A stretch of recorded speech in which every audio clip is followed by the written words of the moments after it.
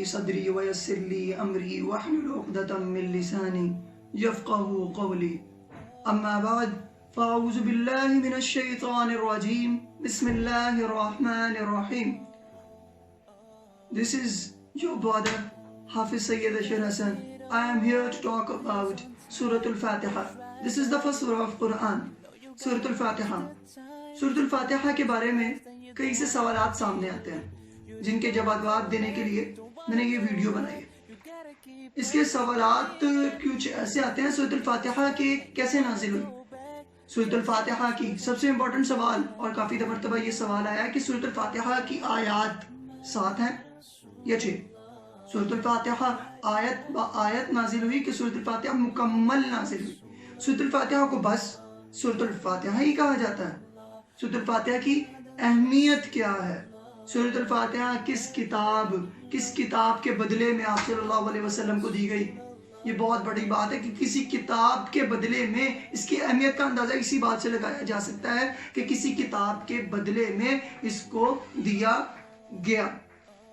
ان سب کا سوالات کے جوابات دینے سے بتاؤں پہلے میں کہ سورۃ الفاتحہ کو کئی علماء کے نزدیک سورۃ الفاتحہ کو مکی سورت بھی کہا جاتا ہے اور کئی علماء کے نزدیک سورۃ الفاتحہ کو مدنی سورت بھی کہا جاتا ہے. امام مجاہد رحمۃ اللہ علیہ اس کو مدنی سورت کہتے ہیں اور کئی علماء نزدیک کہتے ہیں کہ وہ یہ سورت 2 مرتبہ نازل ہوئی، مکہ میں بھی اور مدینہ میں بھی. اب آتا ہوں میں سورۃ الفاتحہ کیسے نازل ہوئی. یہ ایک واقعہ ہے.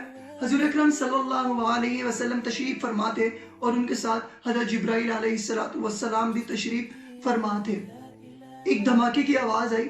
حضور اکرم صلی اللہ علیہ وسلم چوکے اور حضرت جبرائیل علیہ السلام سے پوچھا کہ جبرائیل یہ کیسی آواز ہے؟ جبرائیل علیہ السلام نے فرمایا کہ حضور اکرم صلی اللہ علیہ وسلم آج ایک عرش پر ایک دروازہ کھلا ہے جو آج تک کبھی نہیں کھلا. ایک فرشتہ عرش سے زمین پر آئے گا جو آج تک نہیں آیا.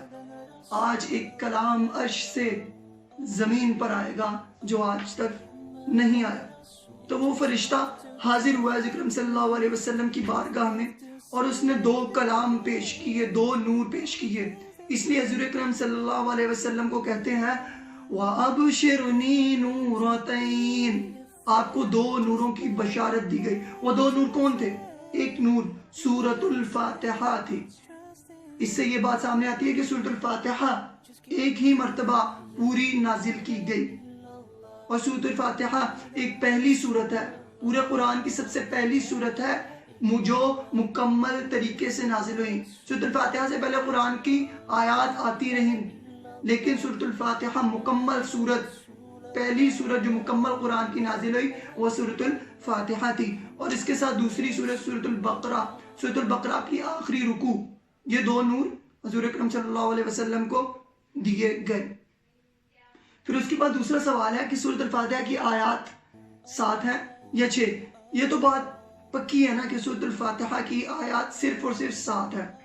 سورۃ الفاتحہ کی آیات سے 7 ہے. اس میں امام شافعی رحمت اللہ علیہ بسم اللہ الرحمن الرحیم کو الحمدللہ رب العالمین کا حصہ بناتے ہیں اور امام ابو حنیفہ بسم اللہ الرحمن کو علیحدہ رکھتے ہیں اور الحمدللہ رب العالمین کو علیحدہ رکھتے ہیں. تو 7 آیات ابو حنیفہ ایسے بناتے ہیں کہ صراط الذین انعمت علیہم پر وقف کرتے ہیں اور یہاں پہ ایک آیت کنسیڈر کرتے ہیں، غیر المغضوب علیہم ولا الضالین کو دوسری آیت کنسیڈر کرتے ہیں. اس طرح وہ اس کو 7 آیت بناتے ہیں اور امام شافعی بسم اللہ الرحمن الرحیم کو اس کے ساتھ کنسیڈر کرتے ہیں کہ صراط الذین انعمت علیہم غیر المغضوب علیہم ولا الضالین ایک آیات ہے اور بسم اللہ بھی اس سورۃ الفاتحہ کا حصہ ہے، اس لیے وہ پوری 7 آیات کرتے ہیں. امام ابو حنیفہ کہتے ہیں کہ قرآن میں ایک ہی مرتبہ بسم اللہ الرحمن الرحیم آیا ہے، وہ حضرت سلیمان علیہ السلام کے واقعہ میں.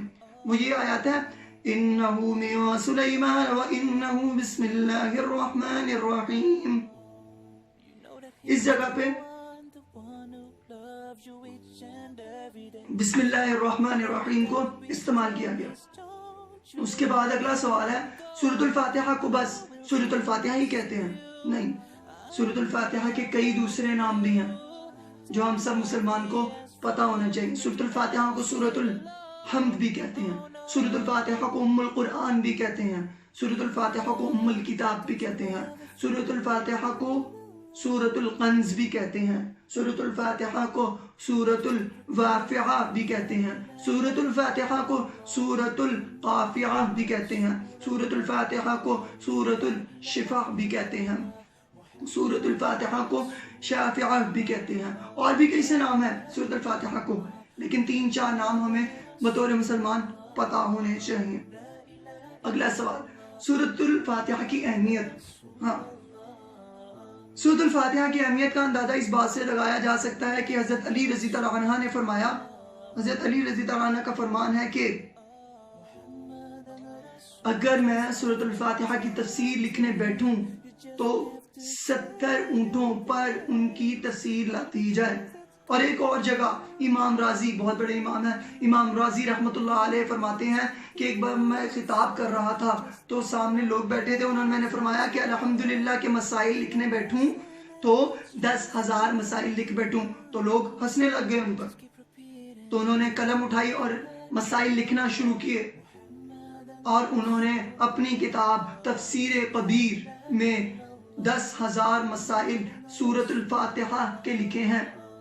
اور ایک اور جگہ کہتے ہیں کہ آسمانی کتابوں کا خلاصہ قرآن ہے اور قرآن کا خلاصہ سورۃ الفاتحہ ہے۔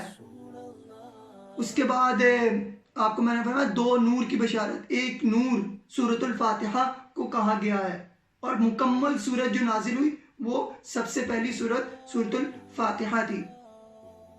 اور اس کے بعد سورۃ الفاتحہ کو کس کتاب کے بدلے آپ صلی اللہ علیہ وسلم کو دیا گیا؟ ایک کتاب کے بدلے سورۃ الفاتحہ کو حضور اکرم صلی اللہ علیہ وسلم کی بارگاہ میں پیش کیا۔ وہ کون سی کتاب تھی؟ اوتیت المثانی مکان التورات، وہ کتاب تورات تھی جو حضور اکرم صلی اللہ علیہ وسلم سے پہلے، قرآن مجید سے پہلے جو کتابیں نازل ہوئی، تورات، زبور، انجیل۔ تورات وہ کتاب ہے، تورات وہ کتاب ہے جس کے بدلے سورۃ الفاتحہ کو حضور اکرم صلی اللہ علیہ وسلم کو دیا گیا۔ اس کا مطلب سورۃ الفاتحہ کا اتنا زیادہ ثواب ہے کہ ایک دفعہ آپ تورات پڑھ لیں، اس کا ثواب اسی کے برابر ہے کہ 7 آیات سورۃ الفاتحہ کی پڑھ لیں۔ اس کے بعد آتا ہے والمائدہ مکان الانجیل، اس کا معنی ہے کہ ایک دفعہ پوری انجیل اس کے مقابلے میں ہے سورۃ المائدہ، ایک سورہ جو اکرم صلی اللہ علیہ وسلم کو ایک سورۃ سورۃ المائدہ دی گئی، ایک انجیل پوری کتاب، اتنی موٹی اتنی بڑی کتاب کے بدلے۔ والحمامیم مکان الزبور، زبور کتاب جو قرآن میں سے پہلے آئی، اتنی موٹی اتنی چوڑی، اس کے بدلے والحمامیم 25ویں سے لے کے 30ویں سپارے تک حامیم جتنی صورتیں ہیں 7 صورتیں ہیں، ٹھیک ہے، 7 صورتیں حامیم ہیں، اس کے بدلے زبور کے بدلے وہ حامیم صورتیں دی گئیں، مطلب 9 صورتوں کے برابر 3 کتابیں رکھی گئیں۔ تورات، زبور، انجیل کو 9 صورتوں کے برابر رکھا گیا، مطلب اس جتنا ثواب رکھا گیا۔ وَفُضِّلْتُ بِالْمُفَصَّلَاتِ، باقی حضور اکرم صلی اللہ علیہ وسلم کو دی گئی، باقی قرآن حضور اکرم صلی اللہ علیہ وسلم کی فضیلت کے لیے آیا گیا۔ اس کے بعد سورۃ میں الحمدللہ شریف کا چھوٹا سا ایک ترجمہ ہے، وہ آپ کے سامنے پیش کروں گا۔ بسم اللہ الرحمن الرحیم، الحمدللہ رب العالمین۔ الحمدللہ، الحمدللہ اس کے ساتھ تعریف، الحمدللہ کا الحمد کا مطلب ہے تعریف، لیکن قرآن میں الحمد کا مطلب ہے تعریف اور شکر، ساتھ ساتھ تعریف پلس شکر۔ الحمدللہ رب العالمین، الحمدللہ تمام تعریفیں اور شکر اللہ کے لیے ہے۔ اگر رب العالمین جو تمام عالم کا، تمام جہانوں کا رب ہے، تمام جہانوں کا مالک ہے۔ اس سے معنی پتہ چلتے ہیں کہ وہ صرف مسلمانوں کا مالک نہیں ہے، وہ ہندوؤں کا بھی مالک ہے، وہ صرف مسلمانوں کا مالک نہیں ہے، وہ پوری دنیا میں جتنے لوگ ہیں پیدا ہوتے ہیں سب کا مالک ہے۔ آگے بڑھتے ہیں۔ الرحمن الرحیم، جو رحمان اور رحیم ہے، رحم کرنے والا ہے۔ مالک یوم الدین، بدلے کے دن کا مالک، مطلب جزا اور سزا کا مالک، جو یوم قیامت کا مالک، جو آپ کو جزا بھی دے گا اور سزا بھی دے گا. اچھے کام کیا تو جزا دے گا, برے کام کیا اور سزا دے گا, لیکن اسی کے ہاتھ میں ہے برے بھی کام کیے ہوں تو تمہیں معاف کر دے. لیکن وہ اللہ اپنے ساتھ, اللہ کے ساتھ جو کام کیا ہے, نماز نہیں پڑھی اللہ معاف کر سکتا ہے, لیکن اگر تم نے لوگوں کے ساتھ برا کیا ہے تو اللہ کبھی نہیں معاف کرے گا, کہے گا کہ اسی شخص سے جا کے معافی مانگو. اس لیے اپنی زندگی میں ہی انسان کو جو لوگوں کے ساتھ برا کیا اس سے معافی طلب کر لینی چاہیے. مالک یوم الدین, جو جزا اور سزا کے دن کا مالک ہے. پھر آتا ہے ایاک نعبد و ایاک نستعین. اس کے بارے میں بتاؤں میں آپ کو, میں نے پیچھے بتایا آسمانی کتابوں کا خلاصہ قرآن مجید, قرآن کا خلاصہ سورۃ الفاتحہ کا خلاصہ ایاک نعبد و ایاک نستعین. ایاک نعبد و ایاک نستعین پریزنٹ اور فیوچر دونوں کے لیے. اس لیے اس کا یہ ترجمہ ہوگا صرف تیری ہی عبادت کرتے ہیں, صرف تیری ہی بندگی کرتے ہیں اور کریں گے. وَإِيَّاكَ نَسْتَعِينُ, صرف تجھی سے مدد مانگتے ہیں اور مانگیں گے. اس سے ایک واقعہ یاد آتا ہے کہ ایک بدو مکہ میں طواف کر رہا تھا, تو حضور اللہ تعالیٰ سے مانگتا ہے کہ اللہ میں بھوکا ہوں, مجھے کچھ دے, میری بکری بھی بھوکی ہے, میرے گھر میں بچے ہیں وہ بھوکے ہیں, کچھ دے. تو ساتھ ایک بندہ کھڑا ہوا سن رہا تھا. اس بندے نے اپنی جیب سے پیسے نکالے اور اس بدو کو دیے. اس بدو نے کہا نہیں, مجھے نہیں چاہیے, میں اس اللہ کی بارگاہ میں آیا ہوں اور اسی سے مانگوں گا اور وہی دے گا. اور جب وہ طواف مکمل ہوا تو ایک اعلان ہوا, اس بندے کا نام کا اعلان ہوا کہ وہ بندہ کہاں ہے. تو اس بندے نے ہاتھ کھڑا کیا, وہی بدو کا نام, اس بندے نے ہاتھ کھڑا کیا, بدو نے ہاتھ کھڑا کیا. اس کو بتایا گیا کہ تمہارے چچا فوت ہو گئے ہیں, وفات پا گئے ہیں, اور ان کی جو وراثت ہے ان کا کوئی بچہ نہیں ہے, اس لیے وہ جو ان کی وراثت ہے وہ تمہارے نام کر دی گئی. سبحان اللہ. مطلب اللہ تعالیٰ نے اپنی غیبی مدد اس کی فرمائی. جب اللہ سے مانگتے ہو نا تو وہ ضرور دیتا ہے. اب آگے بڑھتے ہیں. اہدنا الصراط المستقیم. صراط المستقیم کا مطلب سیدھا راستہ, ہدایت. قدم قدم پر ہدایت کی ضرورت ہے ہم سب کو, چاہے وہ علمی دنیا میں ہو, چاہے وہ قرآن کی ہدایت ہو, چاہے وہ ہماری دنیاوی ہدایت ہو, چاہے وہ ہمارے پیپرز ہم نے دیے ہوں, ہم نے کون سی یونیورسٹی میں جانا ہے, ہم سوچ پہ مڑ جاتے ہیں یار ادھر جانا ہے کہ ادھر جانا ہے. اس سے ہدایت مانگے اور وہ بتائے گا تمہیں کہ تمہارے لیے یہ راستہ بہتر ہے یا یہ راستہ بہتر نہیں ہے. اس لیے ہمیں اللہ تعالیٰ سے اہدنا الصراط المستقیم کا پوچھنا چاہیے. آگے چلتے ہیں. صراط الذین انعمت علیہم. صراط الذین انعمت علیہم, جن پر تیرا انعام ہوا. انعام ہوا کن پر تیرا انعام ہوا؟